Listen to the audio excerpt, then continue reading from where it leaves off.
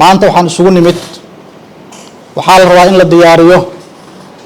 miisaaniyaddii 2026 saad ogtihiin hadda wasaaradda maaliyadda dowladda iyo dadka Jubbaland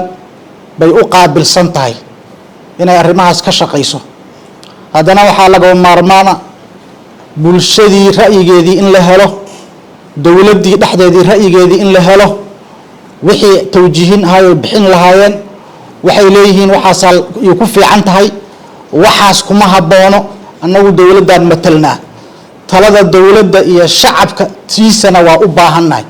saa daraadeed bay waxay qasab nagu noqotay saad ogtihiinba markasta dowladdu ama wasaaradda maaliyadda markay samaynayso miisaaniyad waxaa loo yeeraa bulshada rayidka ah mas'uuliyiinta dowladda si ay uga tala bixiyaan haddana waxaan idinka codsanaynaa idinkoo ku mahadsan inaad shirkaan nagala soo qayb gashaan inaad taladiina nagu biirisaan inaad waxaad isleedihiin waa toosin ama waxbay hagaajin karaan oo tala ah ama aqli ah ama aqoon ah aad nagu biirisaan intaasaan idinkugu yeeranay waana ku mahadsantihiin